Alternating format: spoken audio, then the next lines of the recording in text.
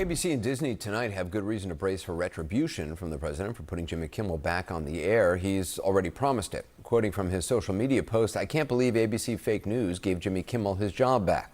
The White House was told by ABC that his show was canceled. He continued with the thread, "I think we're going to test ABC out on this. Let's see how we do. Last time I went after them, they gave me $16 million. This one sounds even more lucrative. A true bunch of losers. Let Jimmy Kimmel rot in his bad ratings."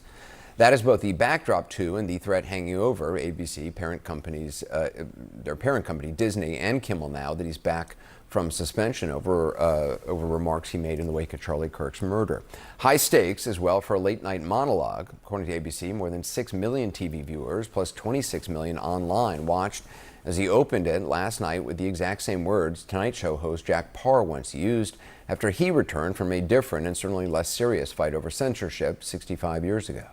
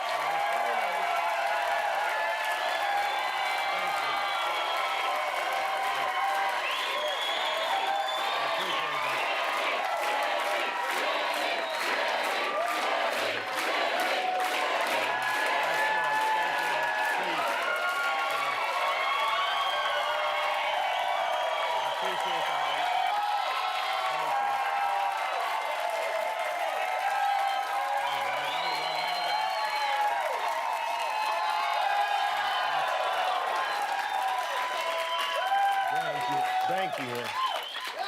Anyway, as I was saying before I was interrupted. Well, Kimmel also made light of the conditions for his return. Disney has asked me to read the following statement, and I've agreed to do it. Here we go. To reactivate your Disney Plus and Hulu account,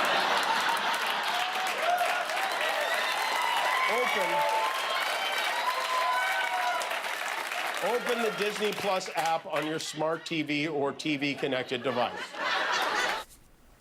Like any good joke, there was truth behind it. A suspension set off calls for people to cancel subscriptions to streaming services owned by Disney and a soaring number of Google searches for instructions how. Two big affiliate groups, Sinclair and Nexstar, together accounting for nearly a quarter of ABC households, did not carry Kimmel's return last night, meaning their viewers did not get to hear him choke up while addressing Charlie Kirk's supporters. I have no illusions about changing anyone's mind, but I do want to make something clear because it's important to me as a human, and that is, you understand that it was never my intention to make light of the murder of a young man. I don't think there's anything funny about it.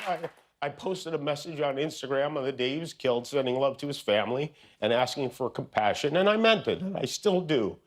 Nor was it my intention to blame any specific group for the actions of what it was obviously a deeply disturbed individual. That was really the opposite of the point I was trying to make, but I understand that to some that felt either ill-timed or unclear, or maybe both. And for those who think I did point a finger, I get why you're upset. If the situation was reversed, there's a good chance I'd have felt the same way. Kimmel also directly addressed the president in his pressure campaign to get him pulled from the air, as well as the wider climate of censorship he sees taking hold in the country. The President of the United States made it very clear he wants to see me and the hundreds of people who work here fired from our jobs. Our leader celebrates Americans losing their livelihoods because he can't take a joke. He's not stopping. And it's not just comedy.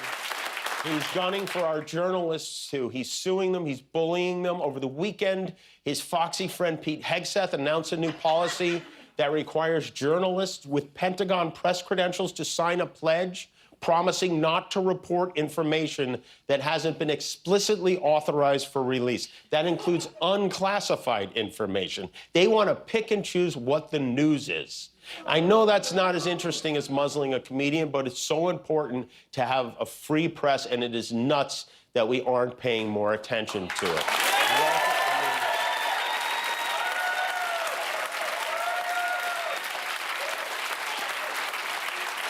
Walter Cronkite must be spinning in his grave right now. He's dead, right? Yeah. Look, I never imagined I would be in a situation like this. I barely paid attention in school. But one thing I did learn from Lenny Bruce and George Carlin and Howard Stern is that a government threat to silence a comedian the president doesn't like is anti-American. Well, before the monologue aired, Kimmel got a boost from podcaster Joe Rogan. Here's his remarks. The companies, if they're being pressured by the government, so if that's real, and if people on the right are like, yeah, go get them, oh my God, you're crazy. You're crazy for supporting this, because this will be used on you. A spokesman for Charlie Kirk's organization, Turning Point USA, weighed in on Kimmel's monologue, saying it was not enough. What we need is, I'm sorry, I lied, I was wrong, and I won't do it again. And my apologies to the Kirk family and to Erica Kirk. When somebody like Jimmy Kimmel says that the shooter of Charlie was MAGA, what he's really saying is that it's okay to lie about conservatives, that their lives don't matter, that his agenda, his political agenda and cultural agenda is more important than the life of my friend who was just taken from us and robbed from us. Vice President Vance also addressed Kimmel's remarks, suggesting the administration and FCC Chairman Brendan Carr had nothing to do with his suspension. What people will say is, well, didn't the FCC commissioner put a tweet out that said something bad? Well, compare that, the FCC commissioner making a joke on social media. What is the government action that the Trump administration has engaged in to kick Jimmy Kimmel or anybody else off the air? Zero. What government pressure have we brought to bear to tell people that they're not allowed to speak their mind? Zero. We believe in free speech. In point of fact, Kimmel was pulled from the air not after Brendan Carr made a joke on social media, but after Carr put pressure on ABC affiliates on camera just hours before those two affiliate groups, Nexstar and Sinclair, decided to preempt last Wednesday night's show. We can do this the easy way or the hard way.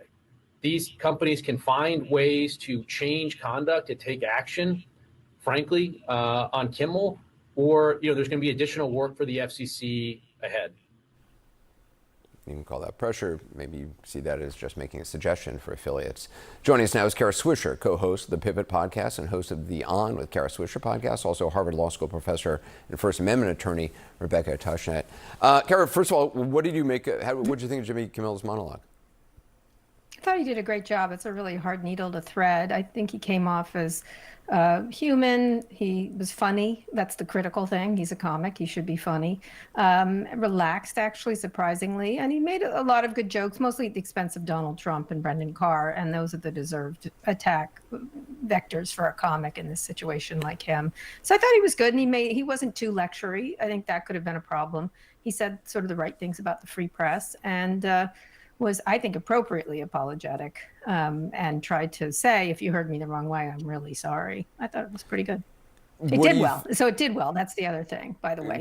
26 million on YouTube, yeah. 6.25. It's sort of a clap back at President Trump because it was popular. People wanted to hear it. And Kara, you interpret it as a clap back against the president? I think that, yes, definitely. He was making a lot of jokes at the expense of both those numbers. Oh, yeah. People wanted to see it. It was popular. The one thing President Trump is aware of is popularity, and this was popular.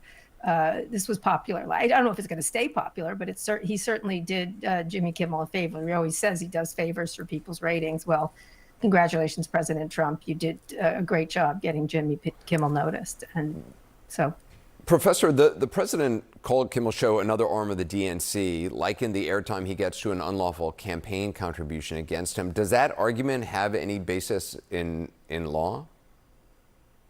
Not in current law. So this has been an idea floating around on kind of the radical fringes for a while, that speech that they don't like is a campaign contribution. And, obviously it's nonsensical here. It's nonsensical in general, but it's particularly so here where there's no way you could say he's supporting a political party. But even if he was, saying things in support of a political party is not a political contribution. And that's, I mean, I really don't know what, like, it's deeply bizarre.